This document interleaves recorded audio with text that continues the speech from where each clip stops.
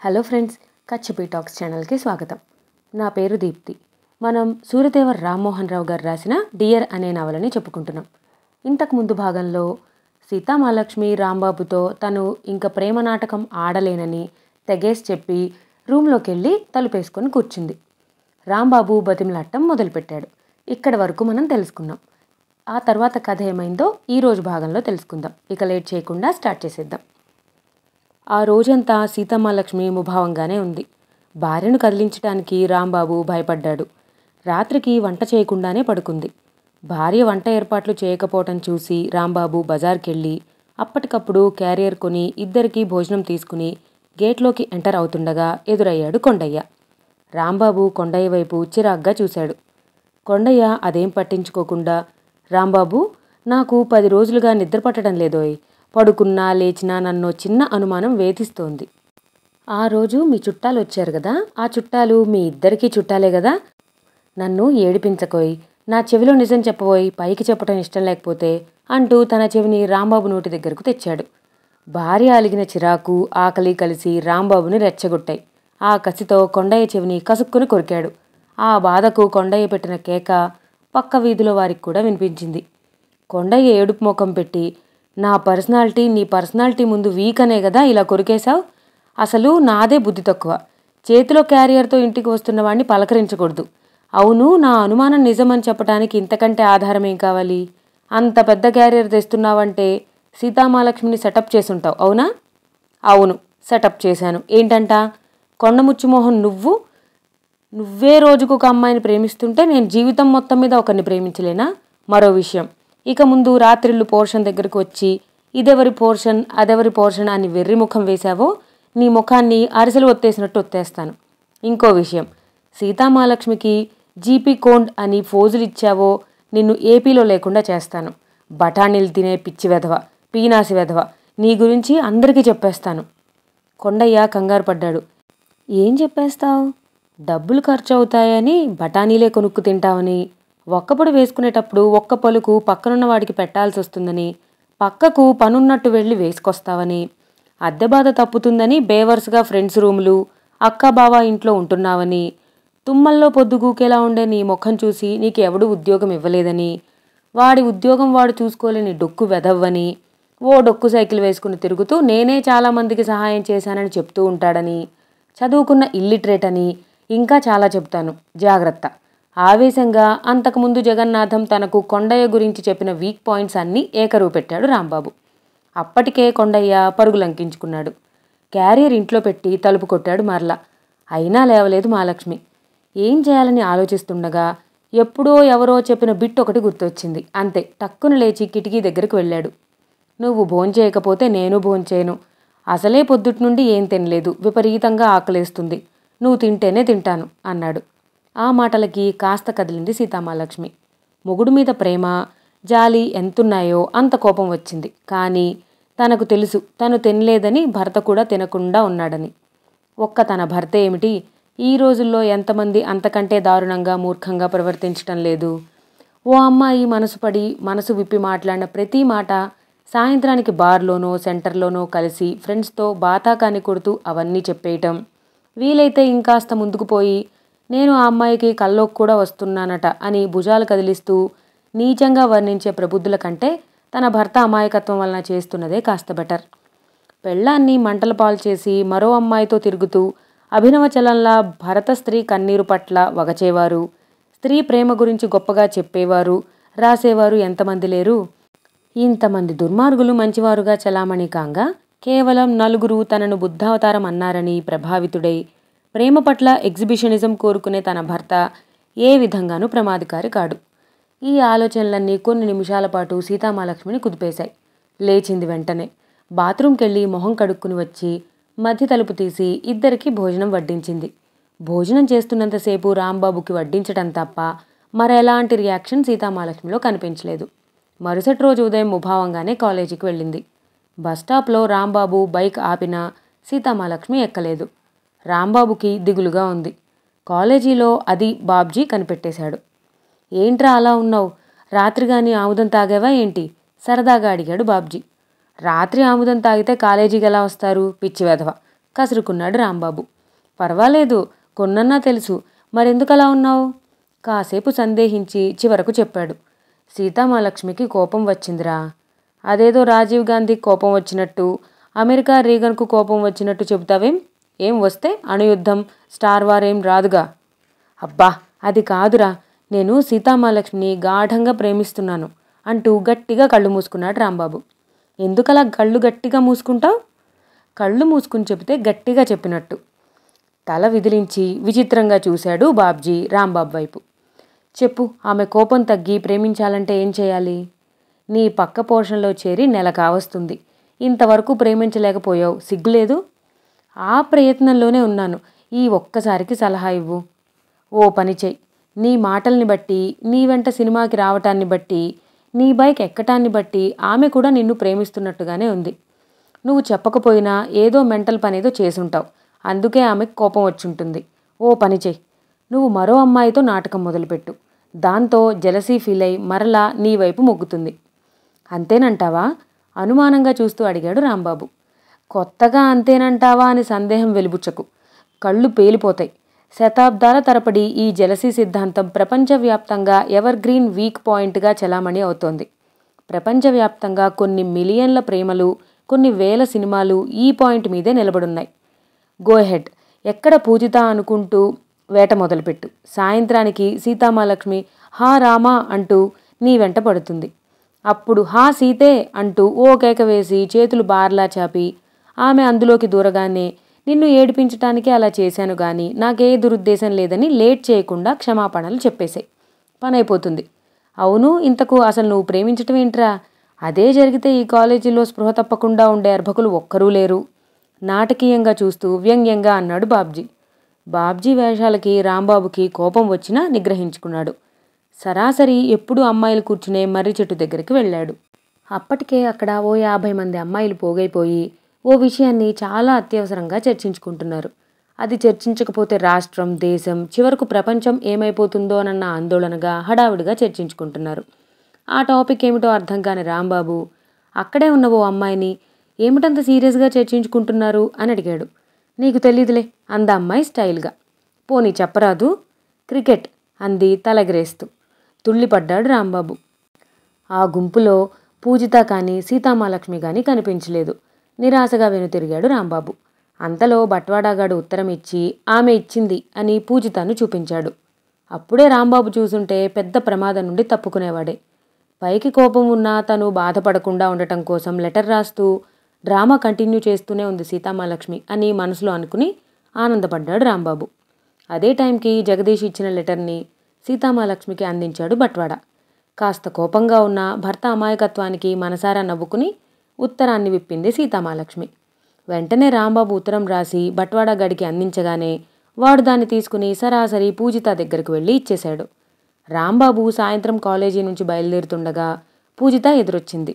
కానీ అప్పుడు పూజిత అవసరం రాంబాబుకు లేదు. కారణం, దగ్గరలో సీతామహాలక్ష్మి లేదు. పూజిత రాంబాబు వైపు ఓరగా సిగ్గుగా చూస్తూ బయట కొంగు చూపుడు వేలుకు చుట్టుకుంటూ కాలి బొటన్ వేలుతో నేలని రాస్తోంది. ఏదో చెప్పాలని చెప్పలేక సందేహిస్తుంది. బావున్నారా అని అడిగాడు డీప్ బేస్ వాయిస్తో.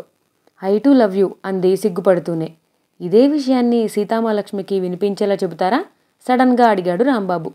పూజిత బిత్తరపోయి చూసింది. సీతామహాలక్ష్మికి వినిపించేలా ఎందుకు చెప్పాలో అర్థం కాలేదు పూజితకు.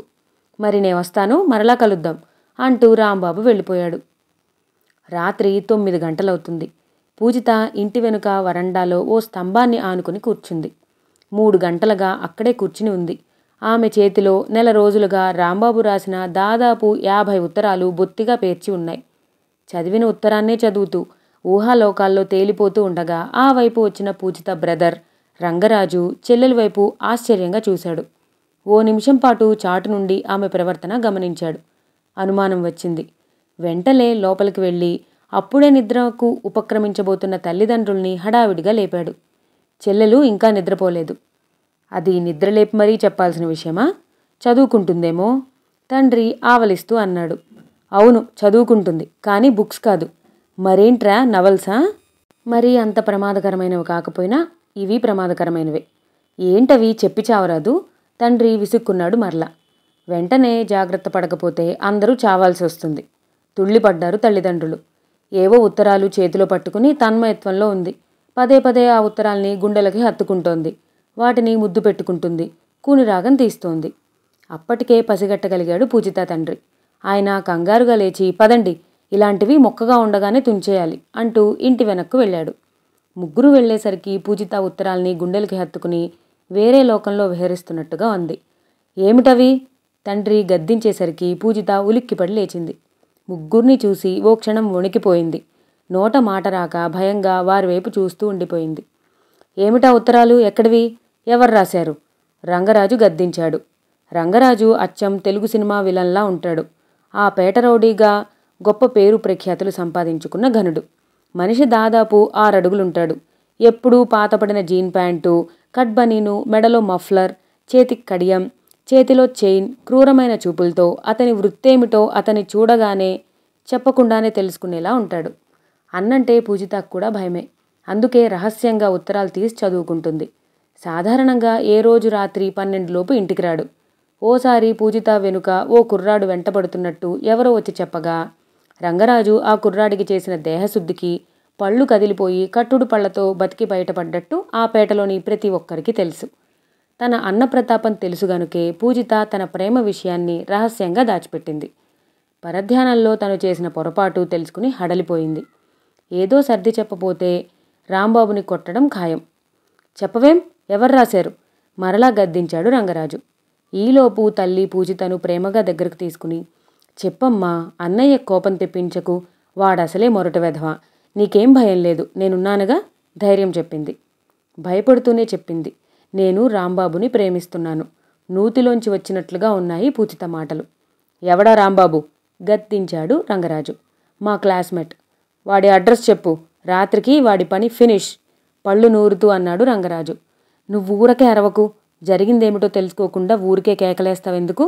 తల్లి కొడుకుని కసురుకుని కూతుర్ని మరింత దగ్గరగా తీసుకుని గడ్డం పట్టుకుని పూర్తిగా చెప్పమ్మా అంది.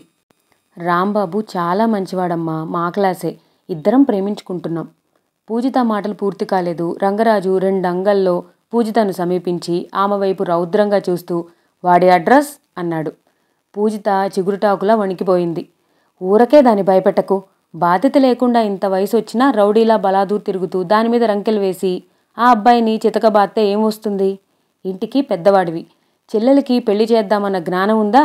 తల్లి గట్టిగా మందలించేసరికి రంగరాజు 1 అడుగు వెనక్కు వేశాడు. మధ్యతరగతి తల్లిదండ్రులకు పుట్టిన ఆడపిల్లలు 15 ఏళ్లు రాగానే గ్రహిస్తారు. తమ పెళ్లి తమ పెద్దలు చేయలేరని, అందుకే తమ దారి తాము చూసుకుంటారు.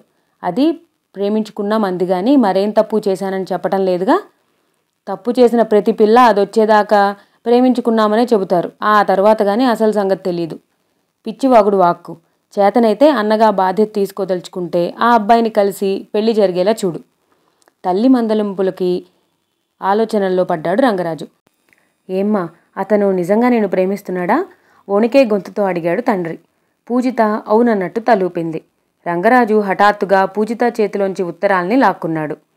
పూజిత దెబ్బతిన్న పులిలా చూసింది అన్నవైపు. రెచ్చిపోకు, నేనెంత రౌడీనైనా చెల్లెలి ప్రేమలేఖల్ని చదివేంత వెధవని కాదు. మరెందుకు లాక్కున్నావు? రోషంగా అడిగింది పూజిత. ఫైల్ చేయటానికి. వాడు ప్రేమ వ్యామోహం తీరాక తోక జాడించాడనుకో, ఇవి నలుగురికి చూపించి వాడి తాట వలవటానికి. నువ్వేం కంగారు పడకు నా ముద్దుల చెల్లెమ్మ. రేపు నీతో పాటు కాలేజీకి వస్తాను. దూరం నుంచి నాకు వాడిని చూపించు. నీకు వాడికి పెళ్లి జరిగేలా నేను చూస్తాను అంటూ ఆ ఉత్తరాల్ని తీసుకుని లోపలికెళ్ళాడు రంగరాజు. ప్రమాదం తప్పిపోయినందుకు గుండె నిండా ఊపిరి పీల్చుకుంది పూజిత. తల్లివైపు కృతజ్ఞతగా చూసింది. ఆ తల్లి కూతురి చూపుల్ని పసిగట్టగలిగింది. అసమర్థులమమ్మ, కన్న కూతురుకి మంచి సంబంధం చూసి పెళ్లి చేయలేనంత అసమర్థులం. నువ్వు చూసుకున్న వాడితోనే పెళ్లి చేయాలనుకోవటం తప్ప మరేం చేయలేని నిర్భాగ్యులం. ఇదే నీకు పెళ్లి చేయగల స్తోమత మాకుందనుకో, మా ధోరణి మరో రకంగా ఉండేది. నిన్ను తిట్టి దారిలో పెట్టుకుని వాణ్ణి 4 తన్ని నీ వైపు రాకుండా చూసి ఈలోపు మంచి సంబంధం చూసి పెళ్లి చేసేసేవాళ్ళం. లేదు గనుక నువ్వు చూసుకున్న వాడి కాళ్ళు పట్టుకునైనా పెళ్లి చేసి చేతులు కడుక్కునే ఉద్దేశంలో ఇప్పుడున్నాం. నీతి నిజాయితీని సెంటిమెంట్స్ అన్నిటినీ మార్చగలిగేది ఆ స్తోమత ఒక్కటే అంటూ కళ్ళు ఒత్తుకుందామె. తల్లివైపు చిత్రంగా చూసింది పూజిత. ఏదో ఎలిమెంటరీ స్కూల్ టీచర్ అనుకుందే కానీ తల్లి అంతరంగంలో ఇన్ని ఆలోచనలున్నట్టు ఎప్పుడూ ఊహించలేదు పూజిత. నువ్వు చెప్పేది నిజమేనా? నమ్మలేనట్టుగా జగదీష్ వైపు చూస్తూ అడిగాడు యోగి. ముమ్మాటికి మనం గాలం వేయటం, అది పడకపోవటమా? జగదీష్ గర్వంగా చూస్తూ తన చేతిలో ఉన్న ఉత్తరాల్ని యోగికి అందించాడు. వాటిని హడావిడిగా ఆత్రంగా తిరగేసి, ఇప్పుడు నమ్మకం కుదిరింది, ఇవి రాసింది సీతామహాలక్ష్మినని నమ్ముతున్నాను. కానీ నాకో సందేహం గురు. అడుగు. ఈ మధ్య రాంబాబుతో అక్కడక్కడా కనిపిస్తోంది. పైగా ఈ మధ్య హాస్టల్లో కావాలని గొడవ పెట్టుకుని వెళ్ళి రాంబాబు పక్క పోర్షన్లో దిగిందట. కావచ్చు, కానీ రాంబాబు పప్పుసుద్ద. వాడికేం తెలుసు ప్రేమించటం? మోటార్ సైకిల్ మీద లిఫ్ట్ ఇవ్వగానే ప్రేమించినట్లు కాదు. మాట్లాడిన ప్రతి అమ్మాయి మగవాణ్ణి ఇష్టపడ్డట్టు కాదు. ఏమో, నాకైతే రాంబాబునే ఇష్టపడుతున్నట్టు తోస్తోంది. ఒకరిని ఇష్టపడటం, మరొకరికి ఉత్తరాలు రాయటం చేసేంత అడ్వాన్స్డ్ కాదు సీతామహాలక్ష్మి.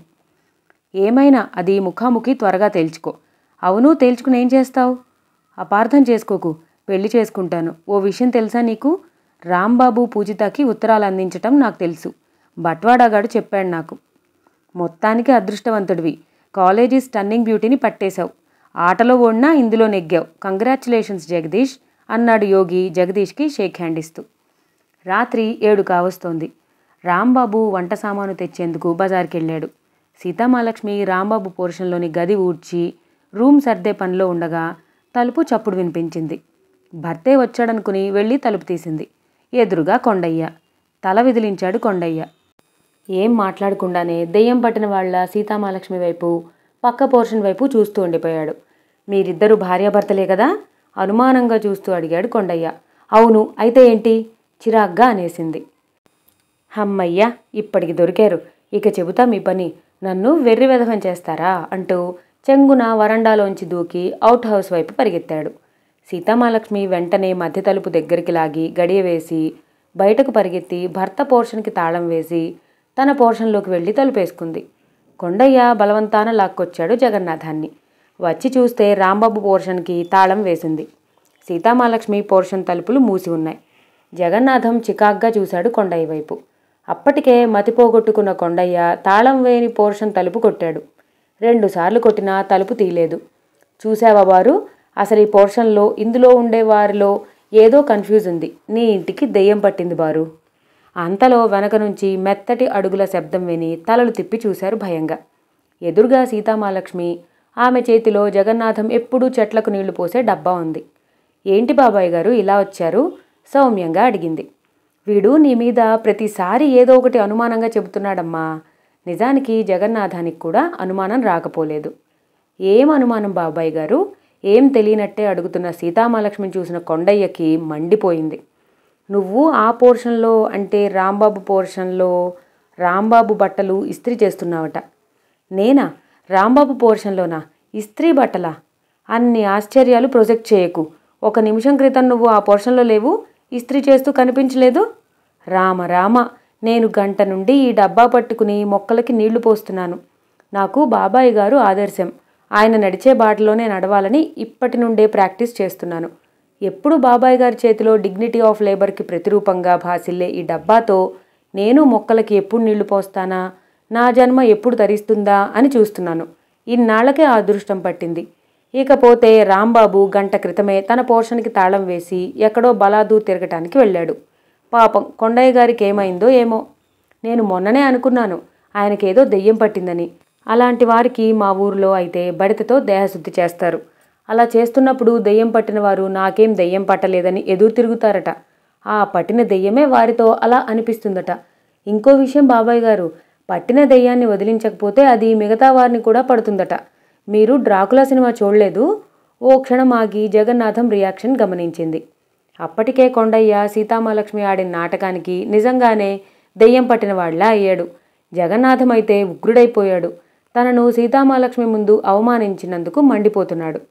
అన్నిటినీ మించి, మీరు డ్రాకులా సినిమా చూడలేదు అని సీతామహాలక్ష్మి అడిగిన ప్రశ్న మరింత కలవరం పెట్టింది. ఆ సినిమా చూడలేదంటే వెర్రి వెధవ కావాల్సి వస్తుంది. అందులో అలాగే బాధారేమో. అది చూశానని అబద్ధం ఆడి పరువు దక్కించుకోవాలంటే బావమర్దిని బాధటమే శరణ్యం. ఇవన్నీ క్షణంలో ఆలోచించుకున్న జగన్నాథం మెరుపు వేగంతో అక్కడే ఉన్న ఓ బడిత తీసుకుని ఒక్కటేశాడు కొండయ్యను. అంతే, కొండయ్య చావుకేక ఒకటి పెట్టి ఆ పిల్ల నాటకాలాడుతోంది బారు. నిన్ను వెర్రి వెధవం చేసి ఆడిస్తోంది. నన్నే దెయ్యం పట్టలేదు అంటూ దెబ్బల్ని కాసుకునేందుకు జగన్నాథానికి ఎదురు తిరిగాడు. చూశారా బాబాయ్ గారు, మీ అంత తెలివిగల వారిని ఎవరైనా వెర్రి వెధవం చేయగలరా? అది సాధ్యమేనా? మరింత రెచ్చగొట్టింది. అంతే, మరలా బడితే ఎత్తాడు కోపంగా. మొక్కలకి అడ్డంగా పడి పరుగులంకించుకున్నాడు కొండయ్య. నేనీ నాటకం ఆడలేనండి. అప్పటికప్పుడు ఎన్ని వెధవ ఐడియాలు వేయాల్సి వస్తుందో. మీరు ప్రేమించగలరని కాలేజీలో కాస్తో కూస్తో పేరొచ్చిందిగా, ఇక మానేద్దాం కాస్త గట్టిగానే అంది సీతామహాలక్ష్మి. మా బంగారు కొండగా, నేను ప్రేమిస్తున్నట్టు గుర్తించినా వ్యంగ్యంగా గుర్తిస్తున్నారు. నమ్మి చావటం లేదు. ఇంకాస్త ఓపిక పట్టావంటే ఫినిష్ బతిమిలాడుతున్నాడు రాంబాబు. వీల్లేదంటే వీల్లేదు బిగదీసు కూర్చుంది మహాలక్ష్మి. మొదటి అవర్ అయిపోయింది. సెకండ్ అవర్ లేకపోవడంతో స్టూడెంట్స్ క్యాంటీన్ వైపు బయలుదేరారు. ఓ 10 మంది అమ్మాయిలు సరిగ్గా మర్రి చెట్టు వద్దకు వచ్చి ఆగారు. అందులో సీతామహాలక్ష్మి లేదు, కానీ పూజిత ఉంది. పూజిత ఉన్న చోట సీతామహాలక్ష్మి ఉండటం లేదు, సీతామహాలక్ష్మి ఉన్న చోట పూజిత ఉండటం లేదు. ఎలా? తెగ మదన పడిపోతున్నాడు రాంబాబు. ముందు పూజితను పట్టుకుంటే సీతామహాలక్ష్మి సంగతి తర్వాత చూడొచ్చు అనుకున్నాడు. పూజితను పలకరించాడు Rambabu. Hello Pujitha, how are you అన్నాడు ధైర్యాన్ని కూడా తీసుకుంటూ. పూజిత రాంబాబుని చూడగానే ఆనందంతో ఎదురొచ్చింది. బావున్నారా? సిగ్గుపడుతూ అడిగింది. బ్రహ్మాండంగా. ఏంటి విశేషాలు? చుట్టుపక్కల ఎక్కడన్నా సీతామహాలక్ష్మి కనిపిస్తుందేమోనని చూస్తున్నాడు. ఎవరికోసం అలా చూస్తున్నారు? పూజిత సందేహంగా అడిగింది. రాంబాబు కంగారు పడ్డాడు. అబ్బే, ఎవరికోసం కాదు, మీకోసమే. కాకపోతే కాస్త మెడనరం పట్టింది, అందుకే ఇలా తల తిప్పుతున్నాను సర్దుకున్నాడు ఆమెకు అనుమానం రాకుండా. మీ రైటింగ్ చాలా బాగుంది ఉత్తరాల్ని దృష్టిలో పెట్టుకుని అంది పూజిత. అవును, చాలా బాగుంటుంది అన్నాడు తల విదిలిస్తూనే. నా రైటింగ్ ఎలా ఉంటుంది? గోముగా అడిగింది. చాలా బాగుంటుంది క్యాజువల్గా అన్నాడు. పూజిత సిగ్గుపడింది. రండి, అలా కాలేజీ అంతా సరదాగా తిరిగొద్దాం అన్నాడు రాంబాబు. మధ్యలో ఎక్కడో ఒకచోట మహాలక్ష్మి దృష్టిలో తాం పడకపోమా అన్న ఆశాభావంతో. హుషారుగా రాంబాబు పూజిత పక్కపక్కనే నడవటం మొదలుపెట్టారు. కర్మగాలి ఇప్పుడే రాంబాబు చొరవను కాలేజీలో విచిత్రంగా గమనించటం మొదలుపెట్టారు. ఓ చోట వరండాలో సీతామహాలక్ష్మి కనిపించింది. టక్కున ఆగిపోయాడు రాంబాబు. ఎందుకు ఆగిపోయారు? పూజిత అర్థం కాక అడిగింది. కాళ్ల నరాలు పట్టేశాయి అన్నాడు తమ వైపు మహాలక్ష్మి చూస్తుందో లేదోనన్న ఆసక్తితో. అదేమిటి, ఇందాక మెడనరం, ఇప్పుడు కాళ్ళనరమా? మెడనరం గురించి విన్నాను కానీ కాళ్ళనరం గురించి వినలేదే. ఎయిడ్స్ లాగా ఇదో కొత్త జబ్బు. ఈ మధ్య ఇండియా వచ్చింది, ఇంకా ప్రచారంలోకి రాలేదు, అందుకే మీకు తెలిసుండదు. రోడ్ మధ్యలో బ్రేక్ డౌన్ అయ్యి వెహికల్స్ ఆగిపోవు, అలాగన్నమాట. ఇదేం జబ్బు? ఆశ్చర్యపోయింది పూజిత. లెగ్స్ డౌన్ సడన్గా అన్నాడు. బిత్తరపోయింది పూజిత. ఓ చిన్న అనుమానం కూడా వచ్చింది, వేపకాయంత వెర్రిగాని రాంబాబుకుందా అని. సీతామహాలక్ష్మి రాంబాబు వైపు వస్తోంది. అది గమనించాడు రాంబాబు. లెగ్స్ డౌన్ జబ్బు తగ్గటానికి ఓ మందుంది. ఏంటది? ఇస్తావా? నేనా? అవును, నా ప్రాణమైనా ఇస్తాను. ప్రస్తుతానికి దాంతో పనిలేదు. ఇప్పుడు మనిద్దరం నవ్వుతూ మాట్లాడుకుంటే లెగ్స్ డౌన్ జబ్బు తగ్గిపోతుంది. మీరేం మాట్లాడుతున్నారో నాకు అర్థం కావటం లేదు. ఆ కొత్త జబ్బుకు మనం నవ్వుతూ మాట్లాడుకోవటానికి సంబంధం ఏంటి? ఉంది, నవ్వుతారా లేదా? అసహనంగా అడిగాడు రాంబాబు. అర్థం కాకపోయినా సరే పెద్దగా నవ్వింది పూజిత. రాంబాబు నవ్వాడు. అలా నవ్వుతూనే ఉండమన్నాడు పూజితను. కొంచెం దూరంలో ఉండగానే సీతామహాలక్ష్మి ఈ ఇద్దరిని చూసింది. ముందు ఆశ్చర్యపోయింది, వడివడిగా నడవడం మొదలుపెట్టింది. సరిగ్గా సీతామహాలక్ష్మి దగ్గరకు రానిచ్చి పెద్దగా నవ్వాడు రాంబాబు. పూజితతో పాటు అటుగా వెళ్తున్న 4-5 అమ్మాయిలు ఉలిక్కిపడి దడుచుకున్నారు. రాంబాబు అలా ఉండుండి అంత పెద్దగా విలన్లా ఎందుకు నవ్వాడో అర్థం కాలేదు వారికి. అది చూసిన సీతామహాలక్ష్మి కోపంతో హైహీల్స్ నేలకేసి కొట్టి రాంబాబు వైపు రౌద్రంగా చూస్తూ విసురుగా వెళ్ళిపోయింది. రాంబాబు అనుకున్నది జరిగింది. దాంతో మహదానందమేసి యాహూ అని పెద్దగా అరిచిన అరుపుకు కాలేజీ ప్రతిధ్వనించిపోయింది. ఆ అరుపుకు, అంతకుముందు రాంబాబు నవ్వుకు ఉలికిపడి ఆ దెబ్బ నుంచే ఇంకా తేరుకొని ఓ డిమ్ కళ్ళజోడమ్మాయి స్పృహ తప్పి పడిపోయింది. ఎందుకలా అరిచారు? భయంతో చచ్చాను. రాంబాబును అర్థం చేసుకోలేక తుళ్ళిపడ్డ పూజిత అడిగింది. మనం అనుకున్నది జరిగితే స్టైల్గా దాన్ని ఎక్స్ప్రెస్ చేయాలంటే యాహూ అని, ఇతరులేదన్నా చెబుతుంటే యా అని అనాలి, లేకుంటే కంట్రీ బ్రూట్ అనుకుంటారు. ఈ మాత్రం తెలీదా? ఈ రోజుల్లో ఎంతమంది అలా అనటం లేదు? పిచ్చిదానా, ఈ మాత్రం తెలీదా అన్నట్టు అడుగుతున్న రాంబాబుని చూసిన పూజితకు నవ్వాలో ఏడవాలో అర్థం కాలేదు. మరలా రాంబాబు వెనకే బయలుదేరింది. రాంబాబు ఎంత వడిగా నడిచినా సీతామహాలక్ష్మిని అందుకోలేకపోయాడు. పూజిత ఎంత వేగంగా నడిచినా రాంబాబుని అందుకోలేకపోయింది.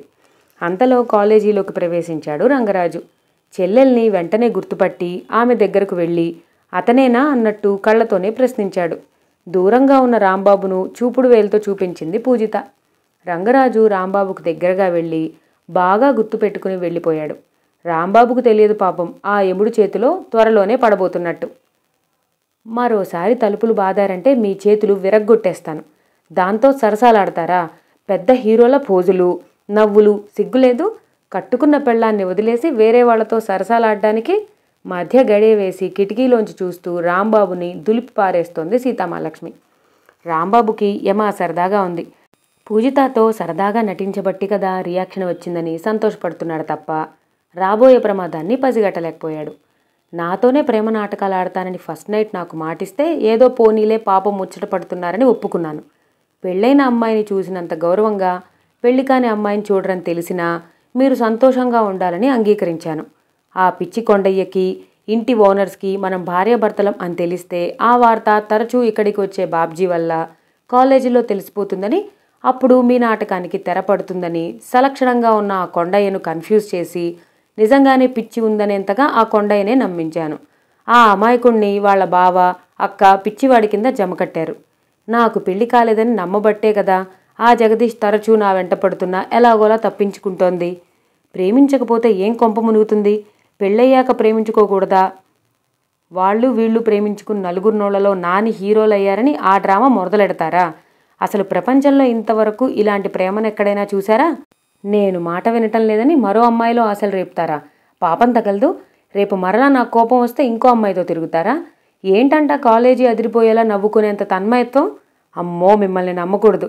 రేపు నువ్వు నా పెళ్ళానివి కాదు పొమ్మని కూడా అనగలరు. నేనాణ్ణి నాటకం. రేపే ఇంటికి మావయ్య గారికి ఉత్తరం రాస్తాను. క్షణం కూడా గ్యాప్ ఇవ్వకుండా రాంబాబు తుప్పు వదలగొట్టింది. రాంబాబుకి కంగారు వచ్చేసింది. ఇదేదో రివర్స్ అయ్యేలా ఉందని పసిగట్టిన రాంబాబు, నాకేం తెలీదు, ఆ బాబ్జీగాడే ఈ సలహా ఇచ్చాడు అన్నాడు భార్యను చల్లబర్చేందుకు. మరలా ఇదో నాటకమా? మీ నాటకాలు నా దగ్గర కుదరం. ఎర్రగా అగ్నిగోళాల్లో ఉన్న భార్య కళ్ళు చూసి అదిరిపోయాడు రాంబాబు. అయినా కాసేపు అమ్మాయితో సరదాగా మాట్లాడితే తప్ప ఇంతలో నీ సొమ్మేం పోయింది? బింకంగా అడిగాడు. తన వాడనుకున్న మగవాణ్ణి మరొక ఆడది సొంతం చేసుకోవాలనుకుంటే ఆ ఆడదానికి కలిగే అందమైన అసూయ. కాస్త నెమ్మదిగా అంది. అసూయేమిటి? అందంగా ఉండటం ఏంటి? అసలు అసూయకి రంగు రూపం ఉందా? ఏం మాట్లాడతావో ఏంటో పాపం, నీ మీద నాకు జాలేస్తుంది అన్నాడు భార్య వైపు దిగులుగా జాలిగా చూస్తూ. దాంతో సీతామహాలక్ష్మి అరికాలి మంట నెత్తికెక్కింది. ధడేళ్ల మధ్య తలుపుల్ని లాగిపడేసి పరిగెత్తుకు వచ్చి భర్త కాలర్ పట్టుకుని కుదిప్పడేసింది. చేసింది చాలక పైగా నా మీద జాలా, జోకులా, ఏం తమాషాగా ఉందా అంటూ రాంబాబు భుజాల్ని గుచ్చి పట్టుకుని ఊపేసింది. ఓ క్షణం రాంబాబు తుళ్ళిపడ్డాడు. ఆమెకంత కోపం ఎందుకొచ్చిందో రాంబాబుకి అర్థం కాలేదు. ఆమె వైపు విచిత్రంగా చూస్తూ, నిజం, నాకే దురుద్దేశం లేదు, ఎందుకిలా పులిలా మీద పడతావు? అసలు మీకు బుద్ధుందా? బుర్రుంటే కదా బుద్ధుండటానికి. ఒక భార్య తన భర్త తనకే పూర్తిగా కావాలని పోట్లాడితే ఏమిటి అర్థం? రాక్షసి అని అర్థం. ఓర్నాయనో, మీకు తెలిసే ఇలా కావాలని ఏడిపిస్తారో లేక నిజంగా తెలీదో అంటూ తన పోర్షన్లోకి వెళ్ళి తలుపేసుకుంది. మరుసటి రోజు భార్య ముఖం చూడాలంటేనే రాంబాబు భయపడ్డాడు. భార్య లేస్తుందేమోనని 9 వరకు ఆశగా చూసి కాలేజీకి బయలుదేరబోతుండగా జగదీష్ వచ్చాడు. జగదీష్ రాక రాంబాబుకి ఆశ్చర్యాన్ని కలిగించింది. అతనితో తను హాకీ ఆడే దగ్గర నుంచి కాస్తో కూస్తో అతనంటే అయిష్టమే కానీ స్నేహభావం లేదు. ఆలోచిస్తుండగానే జగదీష్ వరండాలోకి వచ్చి రాంబాబుని విష్ చేసి చిన్నగా ఈలవేసి పక్క పోర్షన్ వైపు చూశాడు. ఏమిటిలా వచ్చావు? అయిష్టంగా అడిగాడు రాంబాబు. ఏం లేదు, ఏదో పనుండి ఈ వీధికొచ్చాను. ఓసారి నిన్ను పలకరించిపోతే ఓ పనైనట్టుంటుందని వచ్చాను. అవును, సీతామహాలక్ష్మి ఉండేది నీ పక్క పోర్షనే కదా? అంటే ఆ పోర్షనే కదా? పక్క పోర్షన్ వైపు ఆసక్తిగా చూస్తూ అన్నాడు జగదీష్. ఒళ్ళు మండిపోయింది రాంబాబుకి. నన్ను పలకరించిపోతే ఏం పనైనట్లుంటుంది? పోని పలకరించావుగా, మరలా గుంటనక్కల పక్క చూపులేంటి? పోరా పిచ్చి సన్నాసి, నేనొచ్చింది మన కాలేజీ స్టన్నింగ్ బ్యూటీ సీతామహాలక్ష్మిని చూసేద్దామని. అప్పటికే ఆ పోర్షన్ ముందు నిలబడి తలుపు కొట్టాడు జగదీష్. రాంబాబుకి ఏం చేయాలో పాలుపోవటం లేదు. అంతలో ఆ పోర్షన్ తలుపులు తెరుచుకుని నిద్ర కళ్ళతో సీతామహాలక్ష్మి వచ్చింది. జగదీష్ని ఆ ధాటుగా చూసిన సీతామహాలక్ష్మికి ఓ క్షణం ఏం అర్థం కాలేదు.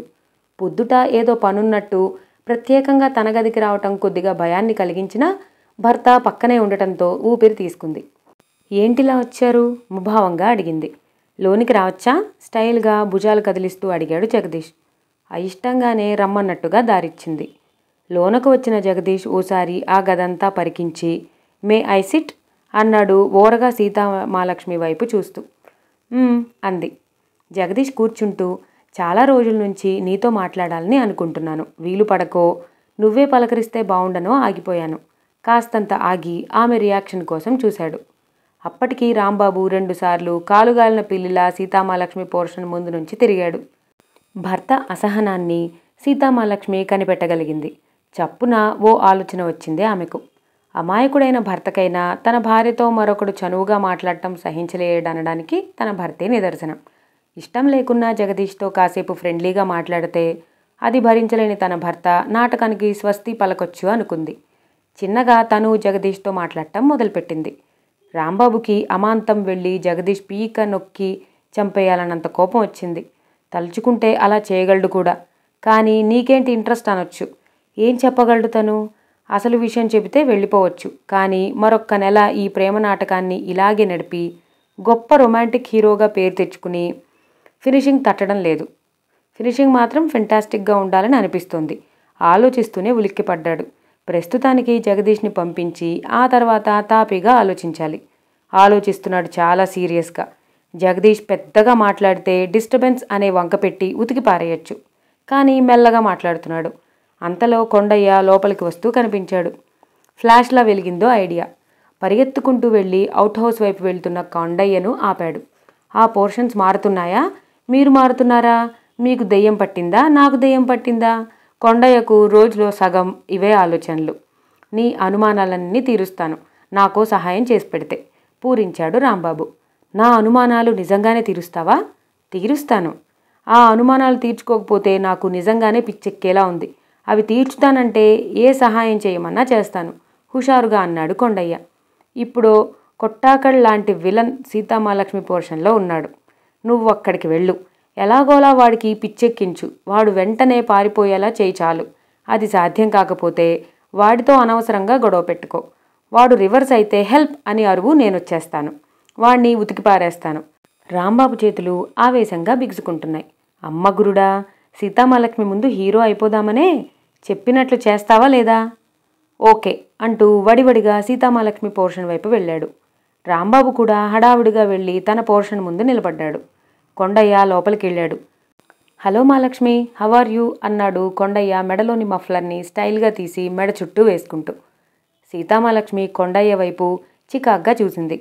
జగదీష్తో ఎక్కువసేపు మాట్లాడుతూ ఉంటే ఆ ఉక్రోషం పట్టలేక రాంబాబు వచ్చి తన భార్యనని చెప్పేస్తాడనే ఆశతో ఉన్న సీతామహాలక్ష్మికి కొండయ్య రాక ఇబ్బందిని కలగజేసింది. Who is this gentlemen?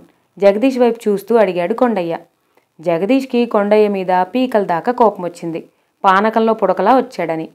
మిమ్మల్ని ఎక్కడో చూసినట్టుందే బుగ్గన వేలు పెట్టుకుని సాలోచనగా పైకి చూస్తూ టక్కున గుర్తొచ్చింది. 2 టౌన్ పోలీస్ స్టేషన్లో కదూ? జగదీష్ కళ్ళు ఎర్రబడ్డాయి. లేదు, నేను ఆ స్టేషన్కి వెళ్ళలేదు. ఆ అవసరం లేదు నాకు. మర్చిపోయాను. మెరక వీధిలోంచి వస్తూ నాకెదురుపడ్డావు కదూ? జగదీష్ పిడికిళ్ళు బిగుసుకున్నాయి. అక్కడికి వెళ్ళేంత బలహీనుణ్ణి కాదు. మరెక్కడబ్బా? మొన్న బీచ్లో నువ్వెవరో అమ్మాయితో అర్ధరాత్రి వరకు ఉన్నందుకు పోలీసులు నిన్ను తిడుతుంటే నేనే విడిపించబోయాను కదూ? జగదీష్ కళ్ళు నిప్పులు చిమ్ముతున్నాయి. బీచ్లో అమ్మాయిల్ని వేసుకుని తిరిగే అలవాటు లేదు నాకు. నేను సీతామహాలక్ష్మినే తొలిసారిగా ప్రేమించింది. ఆమె చివరిది కూడా అన్నాడు సౌమ్యంగా మహాలక్ష్మి వైపు చూసి. సీతామహాలక్ష్మి ఉలిక్కిపడింది. ఓ క్షణం వణికిపోయింది. అసలిప్పుడు గుర్తొచ్చింది. విజయవాడ నుంచి రైల్లో టికెట్ లేకుండా బాత్రూంలో దూరి ప్రయాణం చేస్తుంటే ticket collector left and right తీసుకున్నాడు కదూ? కొండయ్యను అక్కడికక్కడే ఉతికి పారేయాలనిపించింది. కానీ అలా దౌర్జన్యం చేస్తే సీతామహాలక్ష్మికి తన మీద బ్యాడ్ ఒపీనియన్ ఏర్పడొచ్చని తనని తాను నిగ్రహించుకున్నాడు జగదీష్. ఇవన్నీ కాదయ్యా, చిన్నవాల్తేరు ప్రభుత్వ సారా దుకాణం ముందు సారా బాటిల్తో ఎవరినో బెదిరిస్తూ కనిపించావు కదూ? జగదీష్ పడే ఇబ్బంది చూస్తుంటే సీతామహాలక్ష్మికి తమాషాగా ఉంది. వచ్చే నవ్వును బలవంతాన పెదాల మాటన దాచుకుంటోంది. అంత నవ్వులోనూ ఓ విషయం ఆశ్చర్యం కలిగించింది. తనను జగదీష్ ప్రేమించటం ఏంటి? అసలు అలాంటి అవకాశమే తను ఇవ్వలేదే. మరెలా అతనికి ఆ అభిప్రాయం కలిగింది? కరెక్ట్గా గుర్తొచ్చింది. కొండయ్య మాట పూర్తి చేయకుండానే జగదీష్ టక్కున లేచి, నువ్వెవడివిరా నా ప్రాణానికి, వచ్చిన దగ్గర నుంచి వాయించి పారేస్తున్నావు. దిక్కుమాలిన స్థలాల్లో తప్ప మరెక్కడా నేను కనిపించలేదా? ఏమో మరి, కాలేజీ దగ్గర కానీ, లైబ్రరీలో కానీ, సింహాచలం గుడి దగ్గర కానీ, రామకృష్ణ మిషన్ దగ్గర కానీ నిన్ను చూసిన గుర్తులేదు. నీ కర్మేమో ఎప్పుడు ఆ దిక్కుమాలిన స్థలాల్లోనే కనిపించావు. తమాషాగా ఉంది కొండయ్యకి. ఈ పిచ్చి వెధవ చెప్పేవన్నీ అబద్ధం మహాలక్ష్మి, నన్ను నమ్ము. వీడెవడో పిచ్చాసుపత్రి నుంచి ట్రీట్మెంట్ మధ్యలో వదిలేసి పారిపోయి వచ్చిన కేసులో ఉంది. మరలా కలుస్తాను అంటూ హడావిడిగా వెళ్ళిపోయాడు. జగదీష్ అలా వెళ్ళిపోగానే కొండయ్య హఠాత్తుగా ఒక్క గెంతులో రాంబాబు ముందు వాలాడు. నువ్వు చెప్పినట్లే వాడు పారిపోయేలా చేశాను. ఇప్పుడు చెప్పు, సీతామహాలక్ష్మికి నీకు ఉన్న సంబంధం. రాంబాబు ఏం చెబుతాడోనని ఆతృతగా ఎదురుచూస్తున్నాడు కొండయ్య. నా లవ్, నా లైల, నా స్వప్న, నా పారు, నా లత, నా... ఆగాగు, ఇప్పటికి చెప్పిన పేర్లలో సగం తెలిసిచావు. పైగా నా ఇంకా ఎందుకు? అవును, ఈ పోర్షన్స్ మారటం? మా ఇద్దరికి ప్రేమ ఎక్కువై ఒకరి పోర్షన్లోకి ఒకరు వెళ్తాం. అదేంటది, ప్రేమ ఎక్కువైతే పోర్షన్స్ మారటం ఏంటి? అది సరే, ఊరి నుంచి వచ్చిన ఆ పెద్దోళ్ళెవరు? నాకు తాత, మా లక్ష్మికి తాతే. అబ్బా, మళ్ళా కన్ఫ్యూజన్. ఈ కన్ఫ్యూజన్ పోవాలంటే బజార్కెళ్ళి మంచి అందమైన పిల్లకి లైనేసి రావాలి అంటూ చికాగ్గా సైకిల్ వేసుకుని రోడ్డెక్కాడు. రోడ్డెక్కి క్షణం అయిందో లేదో వీపు మీద పిడుగులాంటి దెబ్బ పడింది. ఆ దెబ్బకి దభేరున కింద పడ్డాడు కొండయ్య. దిమ్మెరపోయి వెనుతిరిగి చూసిన కొండయ్యకి పై ప్రాణాలు పైనే పోయాయి. ఎదురుగా నిలువెత్తిన ఉగ్ర నరసింహంలా జగదీష్ నిలబడున్నాడు. ఏరా మెంటల్ వెధవ, అక్కడ కనపడ్డానని ఇక్కడ కనపడ్డానని దిక్కుమాలిన స్థలాలని చెప్పి నా మీద సీతామహాలక్ష్మికి అసహ్యం కలిగేలా చేస్తావా పిచ్చి వెధవ అంటూనే ఎడాపెడా నాలుగేశాడు. అయినా కొండయ్యను వదల్లేదు. కొండయ్య పై ప్రాణాలు పైనే పోయాయి. చప్పున ప్లేటు మార్చేశాడు. పెద్దగా వెకిలిగా నవ్వుతూ, నేనే చీఫ్ మినిస్టర్ని, నేనే జియాన్, నువ్వో? ఓహో, నువ్వు పుట్టపర్తి సాయిబాబావా? లింగాలిస్తావా? శివలింగాలు, బంగారం పుట్టిస్తావా? ఇంత బంగారం నీకెక్కడదని కేసు పెట్టి బొక్కలు తోస్తాను. ప్రజల్ని వెర్రి వెధవల్ని చేస్తావా? నువ్వే పిచ్చి వెధవ్వి, నీకే మెంటల్. పిచ్చివాడు పిచ్చివాడని ఒప్పుకోడ్లే.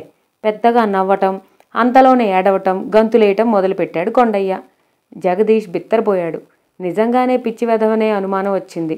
కొండయ్య మీద జాలేసింది. పోరా పిచ్చి వెధవ అని వదిలేశాడు. బతుకు జీవుడా అంటూ సైకిల్ ఎక్కి ప్రాణాల్ని కాళ్ళల్లోకి తెచ్చుకుని మెరుపులా మాయమయ్యాడు కొండయ్య. మరో వారం గడిచింది. కాలేజీలో అక్కడక్కడా కొందరు రాంబాబు సీతామహాలక్ష్మిల మధ్యనున్న కనెక్షన్ ఏమై ఉంటుందని ఊహాగానాలు మొదలుపెట్టారు. ముందు అమ్మాయి వెళుతుంటే వెనక నుంచి సైకిల్ మీద వచ్చి చీటీ పారేయటం, ఆ చీటీ ఆ అమ్మాయి తీసుకుందా లేదా అని పరిశీలించటం లాంటివి ఆకురౌడీలు చేసే పనులు. అది కూడా లవ్లో భాగమని ఎవరన్నా చెప్పినా మీరు ఆలోచించక్కర్లేదు. మోటార్ సైకిల్ మీద ఫీట్స్ చేయటం ఎందుకు? ఇలా అమ్మ అయ్యా అని మూలగటం ఎందుకు? బెడ్డు మీద కట్టుతో పడుకుని ఉన్న రాంబాబుకి సపర్యలు చేస్తూ ప్రేమగా మందలిస్తోంది సీతామహాలక్ష్మి. అదలా ఉంచు. రోజు ఓ రౌడీ ఒకడు నన్ను ఫాలో అవుతున్నాడు. వాడెవడు, ఎందుకు ఫాలో అవుతున్నాడో అర్థం కావటం లేదు. వాడిని తలుచుకుని ఆశ్చర్యపోతున్నాడు రాంబాబు. ఎందుకొచ్చిన తిప్పలు చెప్పండి. ఆ జగదీష్ రోజు నా వెనకపడి కావాలని నన్ను పలకరిస్తూ నవ్వుతూ వికారపు చేష్టలన్నీ చేస్తున్నాడు. అతని ఉద్దేశం ఏంటో నాకు అర్థం కావటం లేదు. నాకేదో భయంగా కూడా ఉంది. ఇక మానేద్దామా? ఆశగా అడిగింది. మానేద్దాం, క్లైమాక్స్ కూడా ఆలోచించాను. దానికి ఎల్లుండే ముహూర్తం అన్నాడు. ఇలా అయితే మనం పరీక్షల్లో పాస్ అయినట్టే. మన ప్రేమ గుర్తించబడుతుంది, క్లాస్ వస్తుంది. డోంట్ వర్రీ లేచి కూర్చుంటూ అన్నాడు. పరీక్షలు దగ్గరకొస్తున్నాయి కదా, ఆఖరిసారి ఈరోజు సినిమా చూసి మరలా పరీక్షలు అయ్యే వరకు చూడకుండా ఉందాం. వెళ్దామా? ఓకే, వెంటనే తయారవ్వు. రాంబాబు క్షణాల్లో తయారై బైక్ బయటకు తీశాడు. సీతామహాలక్ష్మి కూడా తయారై రాగానే సినిమాకి బయలుదేరారు. జగదాంబ సెంటర్కి వచ్చేసరికి రాంబాబు ఆనందం రెట్టింపైంది. దారిలో తామిద్దరూ బైక్ మీద రావటాన్ని కాలేజీలో స్టూడెంట్స్ కొందరు చూసి విస్తుపోయారు. బైక్ని స్టాండ్లో పెట్టి వచ్చేసరికి తమ క్లాస్మేట్స్ 5-6 కనిపించారు. రాంబాబు డబుల్ ఖుషీ అయిపోయాడు. చూసావా, మన క్లాస్మేట్స్ కూడా వచ్చారు. ఏమిటో మన అదృష్టం, అలా అలా తన్నుకొస్తోంది అంటూ భార్య చేపట్టుకుని వారి దగ్గరకు నడిచాడు. సడన్గా రాంబాబు చేతిలో చేయి పెట్టి పక్కనే నిలబడ్డ సీతామహాలక్ష్మిని చూసి వారు తుళ్ళిపడ్డారు. కనురెప్పల్ని అల్లలాడించారు నిజమా అన్నట్టు. ఒకడైతే కళా నిజమా అని తనంతాను గిచ్చి చూసుకున్నాడు. అవన్నీ రాంబాబు గమనిస్తూనే వారికో పోజిచ్చి వారితో కబుర్లకు దిగాడు. రాంబాబు ధైర్యానికి చొరవకు వాళ్ళైతే డంగైపోయారు. రాంబాబు చెబుతున్న దానికి ఊ ఆ అని సమాధానమైతే ఇస్తున్నారు, కానీ నిజానికి స్పృహ తప్పినంత పనైంది. అంతలో దూరం నుంచి ఓ కేక వినిపించింది, రాంబాబు అని. రాంబాబు ఎవరా అని వెనక్కు తిరిగి చూసి ఓ క్షణం చలి జ్వరం వచ్చిన వాళ్ళ వణికిపోయాడు. అతను దగ్గరగా వస్తున్నాడు. అయిపోయింది, తన పని అయిపోయింది. వాడు నోరు విప్పాడంటే తన నాటకం బట్టబయలైపోతుంది. ఎలా ఈ ప్రమాదం నుంచి తప్పించుకోవాలి చురుకుగా ఆలోచిస్తున్నాడు రాంబాబు. అతను వచ్చేశాడు. అతని పేరు రామలింగం. రాంబాబు ఊరే. ఆ ఊర్లోనే అతనిది ఓ చిల్లర కొట్టు. ఊర్లో అందరూ అతన్ని బోడిలింగం అంటుంటారు. కాస్త అమాయకుడు, మరి కాస్త చాదస్తపోడు, ఇంకాస్త మతిమరుపున్నోడు. దాన్నే ఉపయోగించుకోవాలి అనుకున్నాడు రాంబాబు. ఏమో రాంబాబు, బావున్నావా? ఆప్యాయంగా పలకరించాడు రామలింగం. రాంబాబు రామలింగం ఎవరో తెలియనట్టుగా ఆశ్చర్యంగా చూశాడు. ఏవండి, మీది రాంబాబు ఊరేనా? ఒకడు రామలింగాన్ని ప్రశ్నించాడు. అవును, ఏ? రామలింగం వెర్రి వెంగళప్పలా కనిపించాడు వారికి. ఓ ఆట ఆడేద్దామనుకున్నారు. మీ రాంబాబు మా కాలేజీలో హిస్టరీ సృష్టిస్తున్నాడు. హిస్టరీ ఏంటి? రామలింగానికి అర్థం కాలేదు. రాంబాబు ఓ అమ్మాయిని ఎడాపెడా ప్రేమించేస్తున్నాడు. పెళ్లి చేసుకున్నా చేసుకోవచ్చు త్వరలో. రామలింగం పిచ్చి చూపులు చూశాడు వారి వైపు. రాంబాబుకు పెళ్ళయిందిగా, మరలా పెళ్ళేంటి? అయోమయంగా అడిగాడు. ఈసారి పిచ్చి చూపులు చూడటం వారి వంతైంది. రాంబాబు వెంటనే ఆ షాక్ నుంచి తేరుకుని, ఎవరు నువ్వు? నిన్నెప్పుడు నేను చూడలేదే అన్నాడు ఆశ్చర్యాన్ని అభినయిస్తూ. రామలింగం బిత్తరపోయాడు. అప్పటికే అక్కడ జరిగేది గ్రహించిన సీతామహాలక్ష్మి భర్త అవస్థకు వస్తున్న నవ్వును పళ్ల బిగున ఆపుకుంటోంది. తమాషా, నువ్వు మన విశ్వనాథం కొడుకు కదూ? విశ్వనాథం ఎవరు? అసలు నువ్వెవరు? నేను తెలీదా? రామలింగాన్ని. రామలింగమా? అదేం పేరు?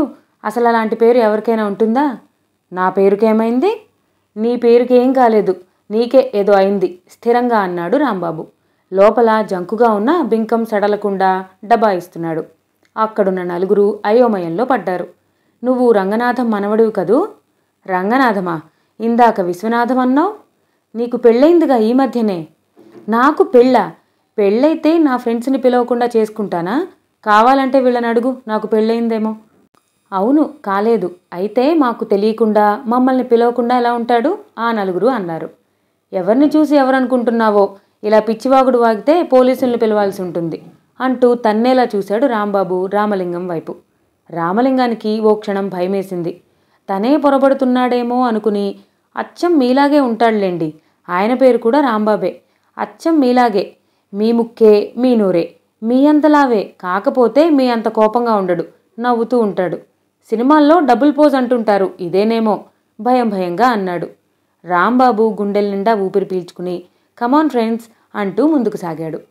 అక్కడే నిలబడి అయోమయంలో పడిన రామలింగం 5 నిమిషాలకు గానీ తేరుకోలేకపోయాడు. సినిమా మొదలైంది.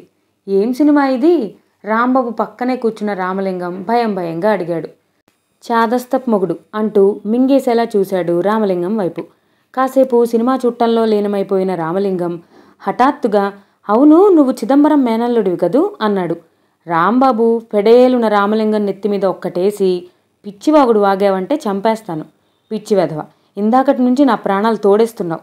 మరోసారి గనక వారి మనవడివి కదూ, వీడి కొడుకువి కదూ, అతడి మేనల్లుడివి కదూ అని అన్నావంటే డొక్క చీరేస్తాను, వెళ్ళు గద్దించాడు గట్టిగా. రామలింగానికి ఏడుపు వచ్చినంత పనైంది. మొత్తానికి రాంబాబు ప్రమాదం నుంచి బయటపడ్డాడు. కానీ అంతలోనే ఓ చిత్రం జరిగింది. ఇంటర్వెల్లో ఆ నలుగురిలో ఒకడు, చాదస్తప్ మొగుడు సినిమాలో హీరోలా నువ్వు ఏదన్నా నాటకం ఆడుతున్నావా అనుమానంగా అడిగాడు. ఉలిక్కిపడ్డాడు రాంబాబు. చాదస్తప్ మొగుడు సినిమాలో హీరో ప్రేమించి పెళ్లి చేసుకుందామని అనుకునేలోపే పెద్దాళ్ళు పెళ్లి చేసేస్తారు. ఆ కోరిక తీరక పెళ్ళాంతో కాలేజీలో ప్రేమ డ్రామా మొదలెడతాడు పెళ్ళైనట్టు చెప్పకుండా.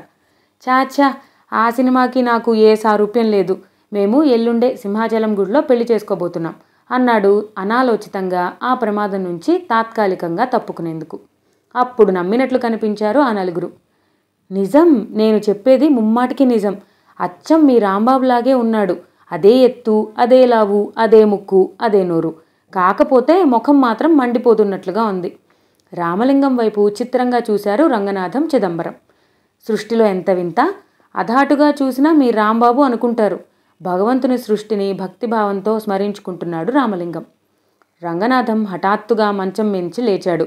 పద, వాడు ఖచ్చితంగా మన రాంబాబే. నాకేదో అనుమానంగా ఉంది.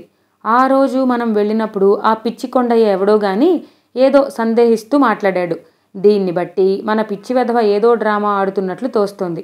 బట్టలు సర్దు, ఈ రాత్రికే మన ప్రయాణం అన్నాడు.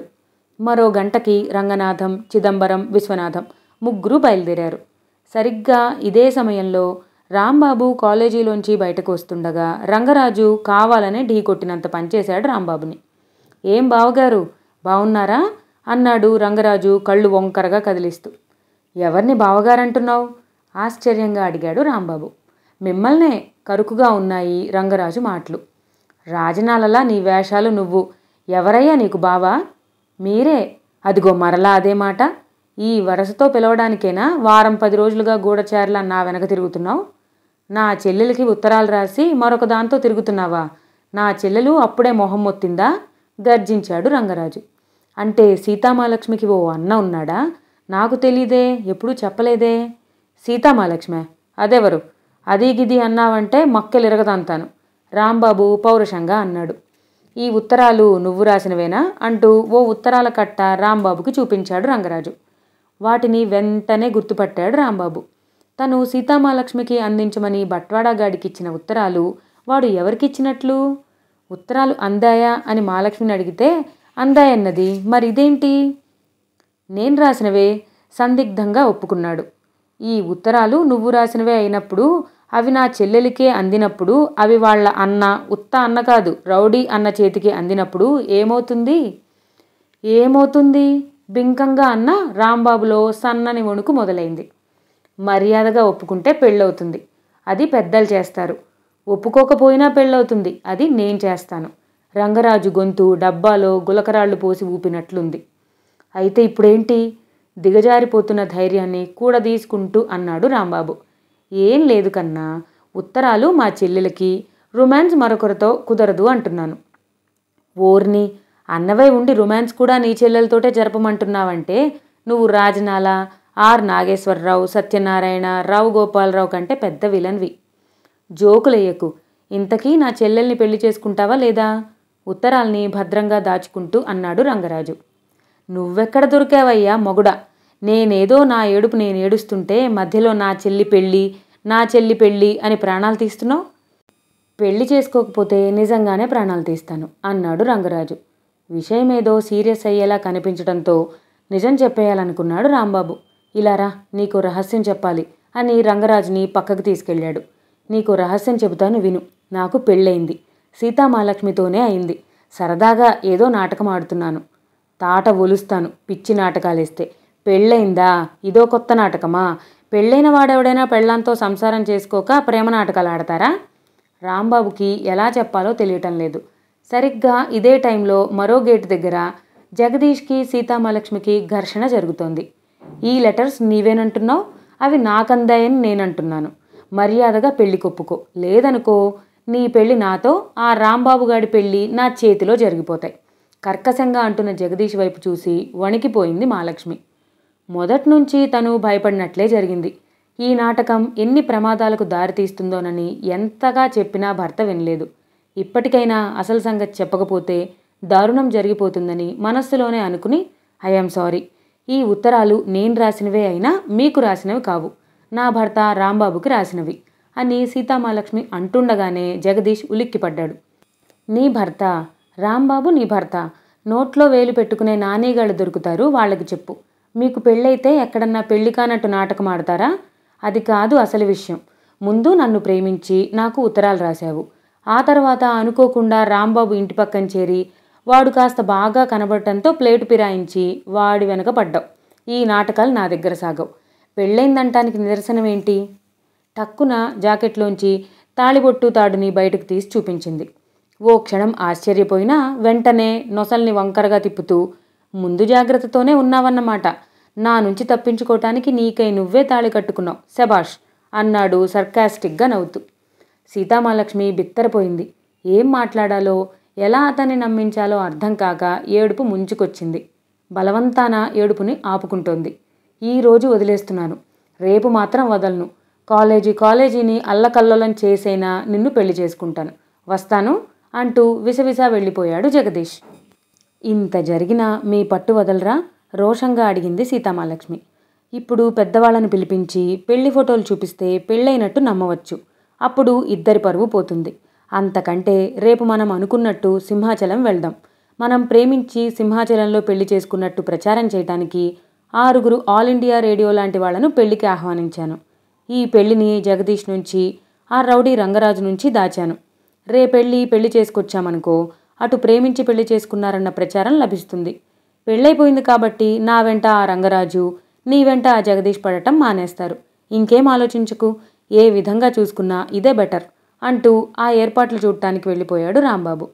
ఏ ప్రమాదం ముంచుకొస్తుందోనని సీతామహాలక్ష్మి రాంబాబుకి చెప్పకుండా మామగారికి ట్రంక్ కాల్ బుక్ చేసింది.